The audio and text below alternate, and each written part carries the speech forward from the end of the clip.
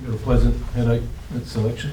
Yeah, it's nice. It's actually nice to have hopefully good availability once we get through training today, when we'll sit down and decide on where that all plays out. But it looks like we're going to have some players back, so we look forward to that. Unfortunately, obviously Mitch will miss, but the rest of them that we're talking around, I assume we're talking around Sava and Ryan and Josh Sin. I'm just thinking off the top of my head the people who should be available this week that we haven't had available last week. And then you've got a team that's performed well, so how do you change a winning team with unforced changes? No, we'll just sit down and look at where we think we can perhaps get better or need to get better, and make the decisions based on what we find out at the end of training today. What about Charlie Dixon? Is it the case you still want to keep him in the sample, or is he ready to come back later? Again, once we sit down, we'll decide where we think they can all fit and what we need to do. We do know that we've got to replace Georgiadis, so we do know that. So Charlie's a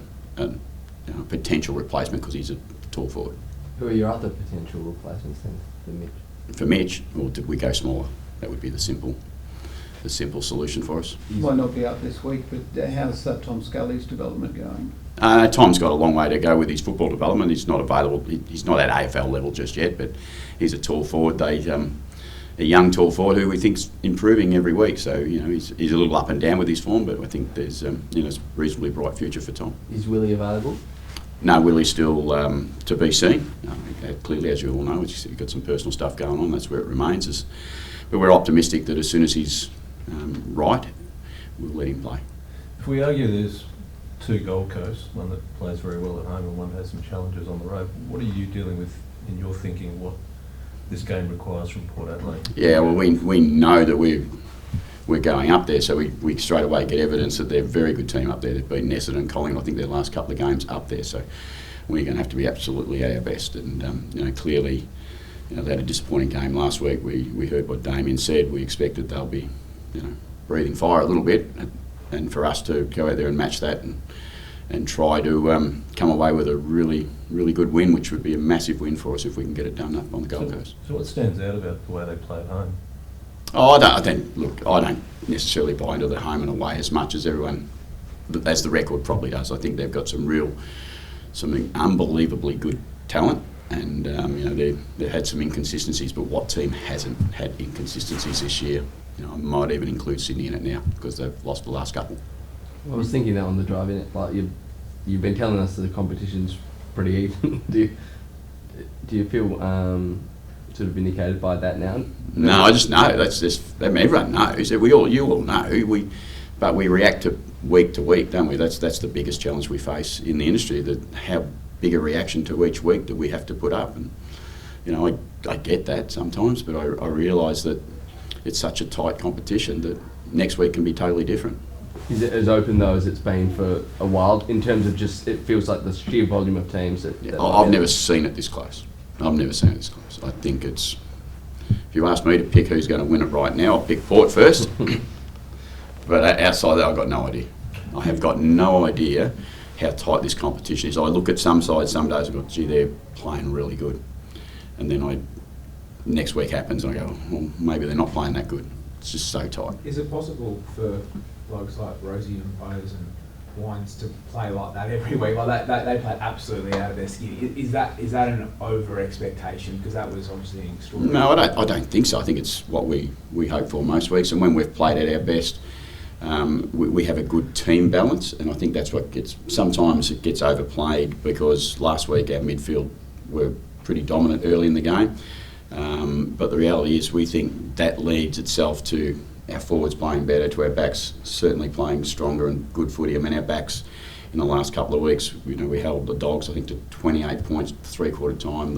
The week before we played St Kilda, and I think they might have kicked 15 or 16 points in the second half. We didn't kick many more ourselves, so I think we're defending pretty well too, and that makes a big difference. It must give you confidence that if you can play like that, you can beat anyone in the competition. Is that how you feel? I do feel we can beat any team in the competition, but I think every team in the competition thinks they can beat each other too. So we're optimistic around what our best football looks like, but the trick in this competition is to consistently play that, and we haven't been doing that for the last little period of time. Well, on that point, Ken, a few weeks ago you asked for a response. You got a strong one against St Kilda and the way they dug in, then really strong one against Western Bulldogs. The challenge now to be consistent, how do they deal with that as a group? How do they meet that challenge? No, they do exactly what they do in the last 2 or 3 weeks and the previous 3 weeks where we weren't playing that. We haven't played that well. We turn up here with an attitude to try and improve and get better and be our absolute best each week. The competition says it's really hard to do at a really high level every week. We get evidence every week that it's just impossible almost to do, but we try every week to be at that level. How hungry is Charlie? You're obviously in a parallel universe with Mitch is available this week. You might have been forced to put him back through the sample, but how hungry is he? Oh, look, Charlie's a fierce competitor, so he'll be desperate to get an opportunity. Will he get that opportunity? We'll work through that after today. Would you like to see a solid month from Sin? You haven't really got a good long look at him. Yeah, no. He's been a challenge for us for the time he's been here. To be fair to Josh, I think he's a really, really promising young player, and his body's been his biggest challenge, and we've managed him really well this year to get him to a point. But he still missed some footy, broke collarbone, so that makes it a bit harder. But we expect that he'll get through training today and hopefully be available too. What have you said to Zach this week, or have you said anything about the attention that he's been copping, obviously following the chat you had with him on the weekend?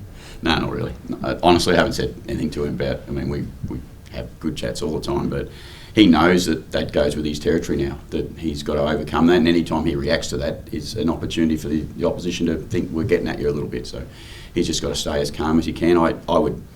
I wouldn't like to play footy the way he has to, but I see the great players do it. I see Lockie Neal play the way he plays every week, and I see all the good players, Pendlebury, over their journeys, Gary Ablett Jr. They all go through it.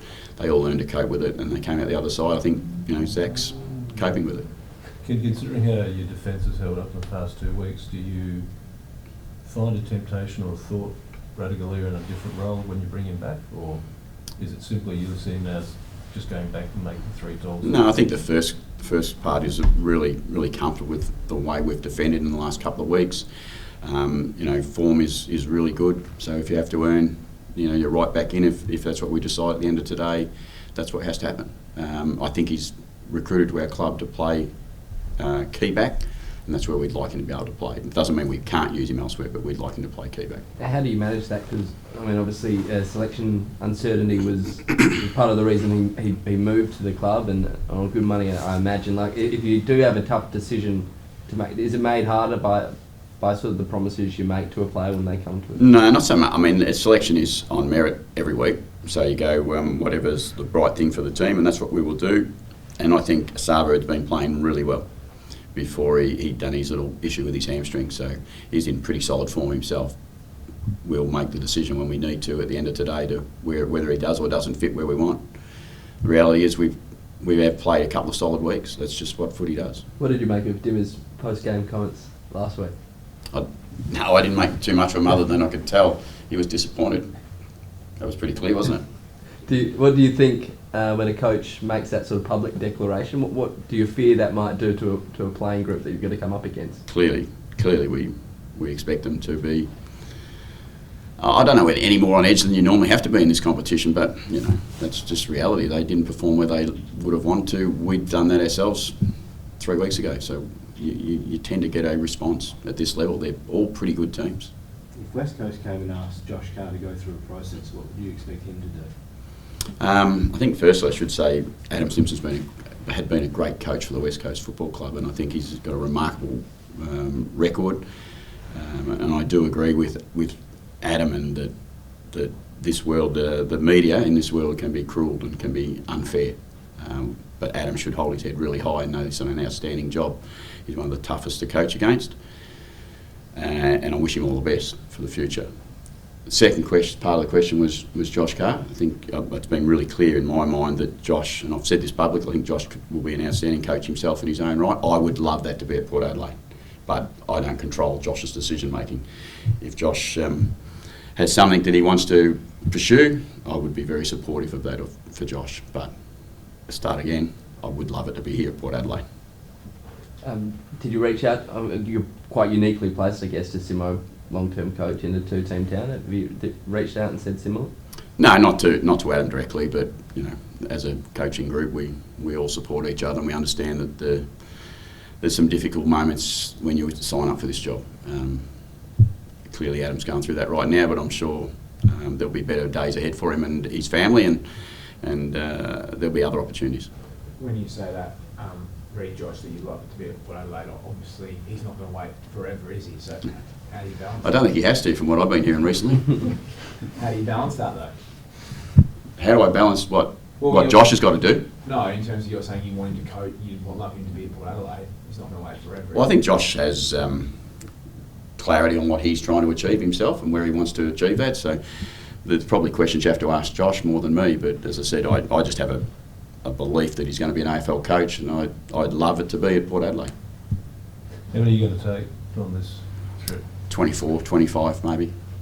Because we travel, it's just a bit more challenging, and you're a bit further away. If you're in at Melbourne, it's an hour away. But I think we'll take 24 and possibly bring one more up on Saturday. Have you been Just last couple. pleasantly surprised at how comfortable Logan Evans has looked at AFL level? Yeah, no, I have. I've been really happy for Logan. I mean, we seen him through the pre-season. We thought, he's got some pretty good talent. Just goes to show when you look at drafting, our recruiters, they get to look at him for 2 or 3 years in advance, and then someone like Logan can get through a whole draft for every club and then come in and have an instant impact. Just shows what growth young people can bring in a short period of time. So that's why I think, sometimes drafting can be it's a very hit and miss moment, but there is players out there like Logan Evans who can still come in and play even though they missed the draft, and I think he's been fantastic for us and looks like he's got a really bright future.